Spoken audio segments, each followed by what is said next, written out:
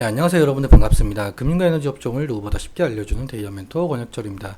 오늘 LS 에코에너지라는 기업 리뷰해보도록 할 텐데, 여러분들도 아시다시피 LS 에코에너지 같은 경우 기존 사업으로 이 전력통신 케이블 사업을 영위하고 있다가, 그리고 신사업으로 해저 케이블과 히토류 사업을 진행을 하겠다라고 밝힌 기업이죠.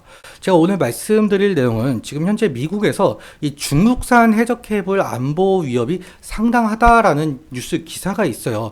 그래서 제가 이 한국산 해저 케이블 과연 반사 이익을 누릴 수 있을지 이렇게 말씀을 드려보려고 했는데, 오늘 아침에 뉴스가 또 하나 나왔더라고요. LS 에코에너지의 대주주인 LS 전선에서 해저 케이블을 그 미국에 1,000억 원어치 수주가 진행이 되고 있다, 이런 뉴스가 나오고 있더라고요. 이러한 것들 여러분들과 같이 한번 확인해 보면서 천천히 얘기 나눠보도록 할 텐데요.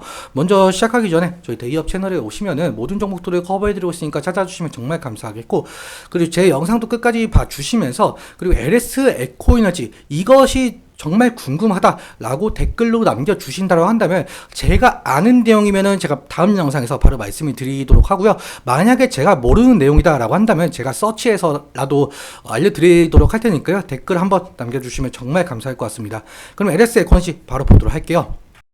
일단 LS 에코에너지 같은 경우 여러분들 아시다시피 이 베트남과 미얀마에서 전력통신 케이블을 제조 판매하고 있었고, 그리고 작년에 LS 에코에너지가 해저 케이블과 히토류 신사업에 박차한다라고 했었었죠. 실제로 히토류 같은 경우는 베트남 광산 업체와 계약을 하면서 조금 히토류 관련 모멘텀이 생긴 바가 있었었는데, 제가 오늘 말씀드리고 싶은 내용은 이 해저 케이블에 대한 내용입니다. 사실 여러분들도 아시다시피 해저 케이블 같은 경우는 국가 기관 시설인 전력통신망 구축에 사용되는 핵심 기자재죠. 그런데 지금 현재 이 중국 기업에서 낮은 가격을 앞세우면서 해저 케이블 시장에 진입을 시도한다고 한답니다. 그러면서 지금 뉴스가 나온 부분이 있는데, 중국 해저 케이블 공세 때문에 이 전선 업계가 초긴장 상태이다. 심지어 미국에서는 안보 위협까지 느낄 정도로 안보 문제가 상당히 심화한다는 내용인데요. 여기 기사 한번 읽어보도록 할게요. 미래 에너지 전쟁은 바다 밑에서 벌어질 것이라는 보도가 나왔고, 그리고 바다에서 러시아의 침략이 확대된다라며 이 해저 케이블과 해상 풍력 발전 분야에서 안보 위험 문제가 발생을 했다라고 표현을 하고 있죠. 사실 이 기후 변화에 대응을 하기 위한 재생 에너지 사용이 늘면서 이 국가 간 전력 이동이 가능한 송전망 역할을 하는 해저 케이블의 중요성이 지속적으로 확대가 되고 있는 상황인데요. 앞서 말씀드렸다시피 이 중국 기업에서 낮은 가격을 앞세우면서 이 국내 해저 케이블 시장에도 진입을 시도하고 있다라고 한답니다. 이 전선 업계에서 측에서는 이 국내에서도 이 중국산 해저 케이블의 사용이 늘어나고 있어서 이 안보 위협 가능성까지 있다라고 하는데요. 왜냐라고 한다면 해저 케이블을 포설을 하게 된다면 우리나라의 뭐 해저 지형이나 아니면 군사 정보를 알아야 하는 데다가 통신망도 들여다 볼 수 있기 때문에 상당히 안보 문제가 심화된다라고 한답니다. 그렇기 때문에 이 중국산의 안보 위협으로 인해서 이 우리나라 해저 케이블 기업이 반사 이익을 얻을 가능성이 있겠는데요. 실제로 LS 전선이 미국 서부에 1,000억 원어치 해저 케이블을 공급을 한다라고 밝혔었죠. 이 해저 케이블은 캘리포니아주 북부 세크라멘토 강에 설치가 된다라고 하는데, 2035년까지 61억 달러를 투자해서 26개의 신규 손정망과 85기가와트 이상의 재생에너지를 구축할 계획이라고 한답니다. 이처럼 LS 전선에서 실제로 해저 케이블 공급 계약을 체결한 바가 있기 때문에 이 우리나라 이 해저 케이블 사업을 진행 중에 있는 LS 전선이나 앞으로 해저 케이블 사업을 할 것으로 예상이 되고 있는 LS 에코에너지가 어느 정도 수혜를 받을 가능성이 있어 보이고 있죠. 그렇기 때문에 앞으로 LS 에코에너지의 모멘텀이 새롭게 생겼다라고 볼 수가 있을 것 같습니다. 그러면 주가적인 측면에 대해서 좀 살펴보자라고 한다면, LS 에코에너지가 지금 5월 30일에 신고가를 한번 찍고 지금 살짝 조정이 나오고 있는 상황인데 약 한 32% 정도 빠진 모습을 보실 수가 있습니다. 그리고 현재 오늘 코스닥 지수가 약 한 2% 정도 가까이 좀 빠지면서 어느 정도 시장의 영향도 좀 받는 것으로 좀 예상이 되고 있는데요. 일단 지지라인 같은 경우 우리는 어디를 생각을 할 수가 있겠느냐라고 해본다면 이 부분이 될 가능성이 상당히 높겠죠. 그러니까 60일 이평선 부근이 될 가능성이 높을 것 같은데요. 만약에 이 부근을 이탈을 한다라고 한다면은 이 부근까지는 볼 수가 있을 것 같습니다. 하지만 이 부근까지 이탈을 하게 된다라고 한다면 실질적인 리스크적인 관리는 필요할 수 있을 것으로 보이고 있고요. 그리고 LS 에코에너지가 만약에 상승을 한다라고 한다면 사실 5월 30일에 신고가를 찍고 어떻게 보면 이 신고가 부근이기도 하죠. 신고가 부근은 사실상 이 매수의 심리보다 이 매도의 심리가 더욱더 강할 가능성이 높기 때문에 그러니까 저항이 강할 가능성이 높다라는 거죠.